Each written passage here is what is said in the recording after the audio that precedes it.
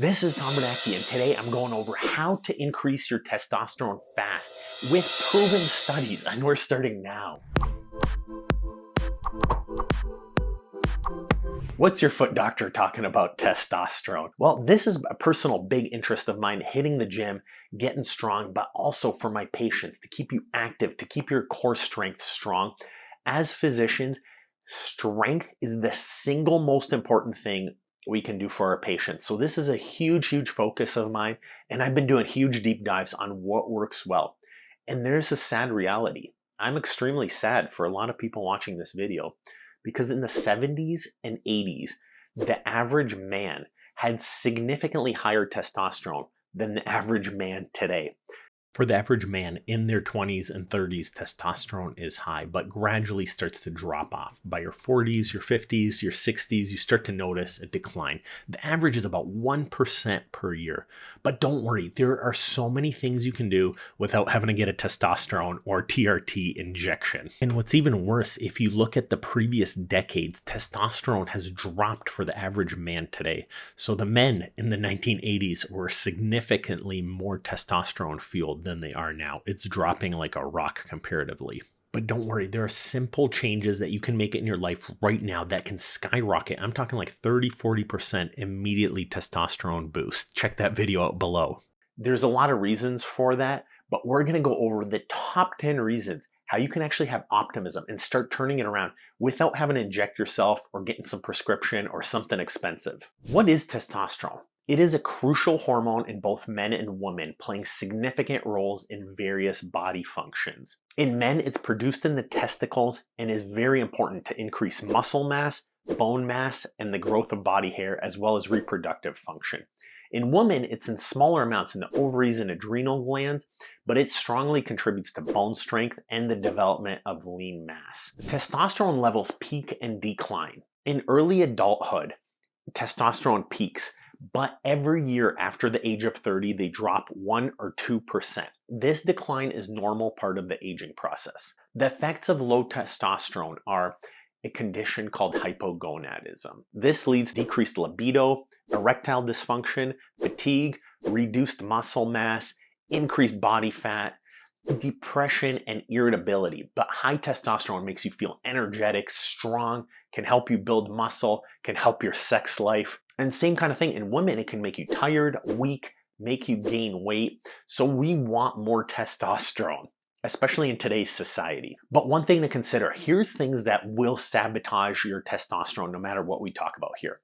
If you're significantly overweight, that will decrease your testosterone. So actually being overweight does decrease testosterone. Number 2, diabetes. If you're a diabetic and you haven't controlled that, that will affect your testosterone levels. Infections and chronic stress will do it too, as well as certain medications. There are blood tests available that can help you monitor your testosterone levels, especially if you think you're experiencing symptoms of low testosterone. Blood tests are a standard method for measuring testosterone levels. You can get a blood test done at a pretty reasonable rate if you're concerned, and it is matched towards your age. So you can see right here, when you're in your 15 to 20 range, it's usually the highest.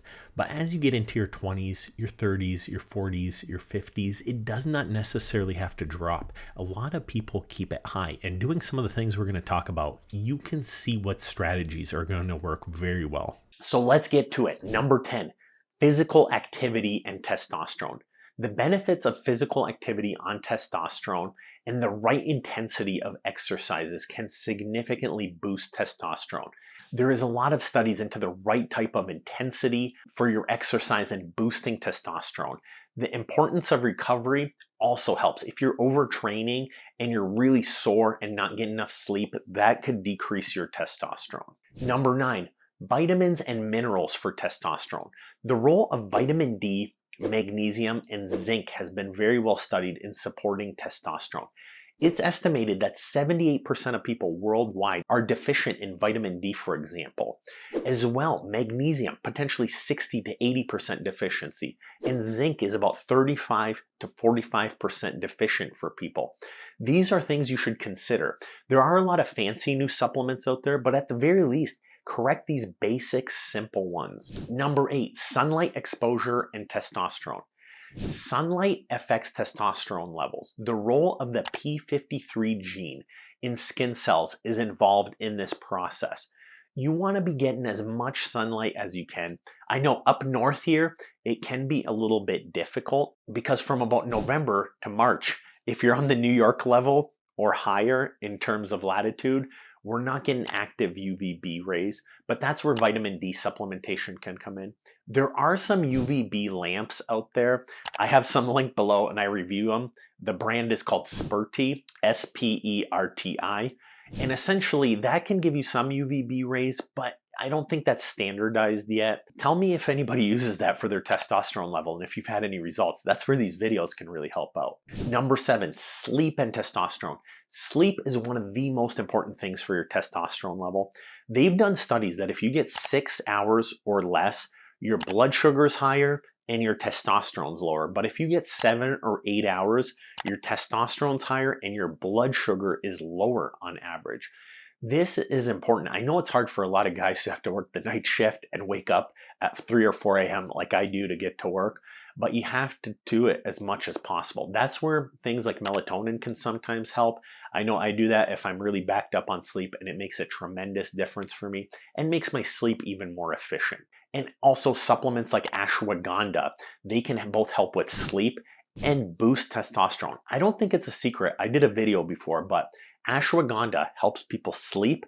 Plus, it was shown in a meta-analysis that it boosts testosterone between 10 to 22%.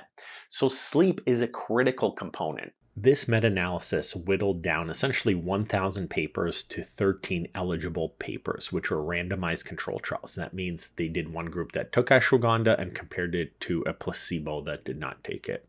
This was 615 patients that on average took it for 4 to 12 weeks, depending on the study. The results were there was significantly better grip strength, strength overall, breathing ability, and fatigue, as well as slightly higher testosterone in some studies. So these almost sound too good to be true. So let's keep looking. And here's the more popular part of ashwagandha, the male benefits. In a randomized controlled trial, there was 4 eligible papers. They took over 600 milligrams per day, generally 4 to 8 weeks, but usually there was 8 to 12 weeks.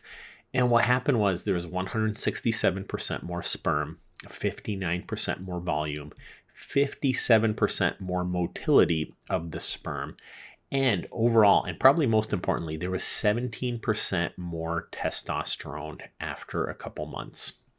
Specifically, the studies averaged 250 milligrams per day to about 675 milligrams per day of ashwagandha root extract. The average testosterone level increase at the end of 8 to 12 weeks was about 10 to 22% on average compared to the baseline, but the average was 17% improvement. That's actually pretty reasonable. Again, check out that video below. I go over some easy proven stuff you could do at home immediately that's safe and cost-free. Number 6, alcohol and testosterone. Alcohol consumption can significantly impair testosterone production. The bottom line is alcohol is a poison.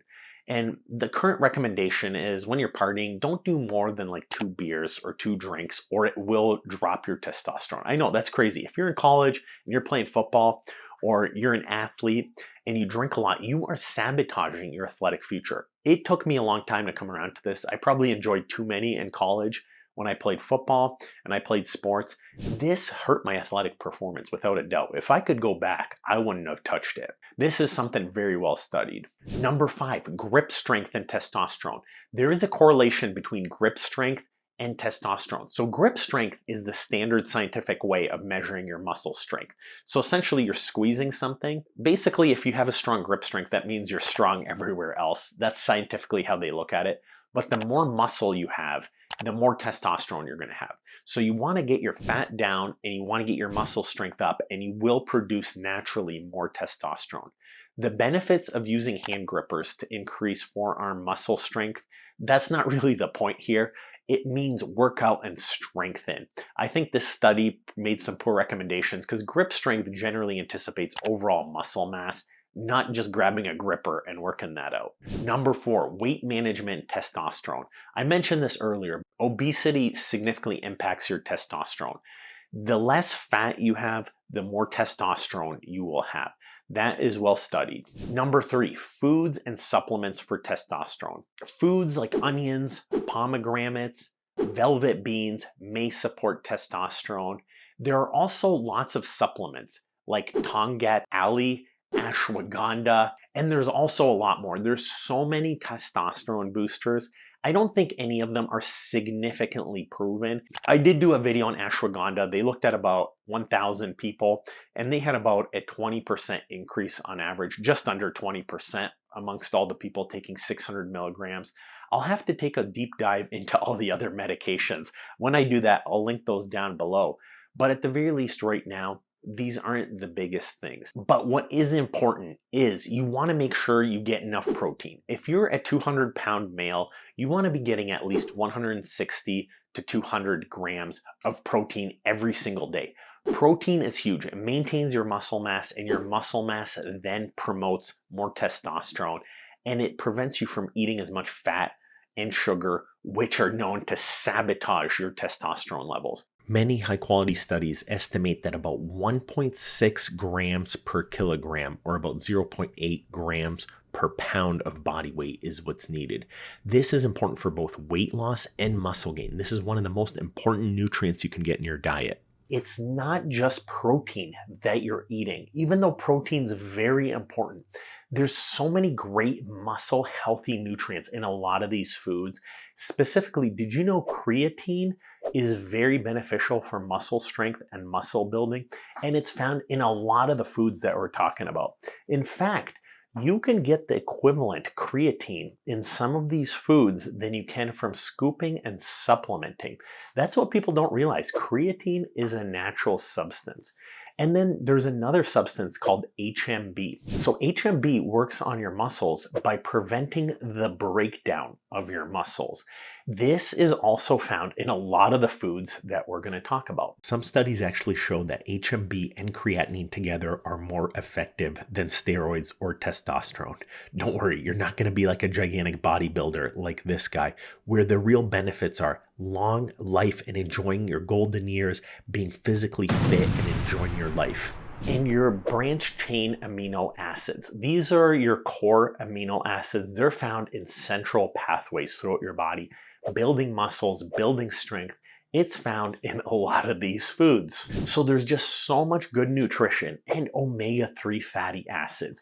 These are also important in strength training, in building muscle. These are found in a lot of these foods. It also has things like L-citrulline and L-arginine. So L-arginine and citrulline are actually very beneficial as a workout supplement. So when you take it before a workout, it opens up your blood vessels because of the nitric oxide.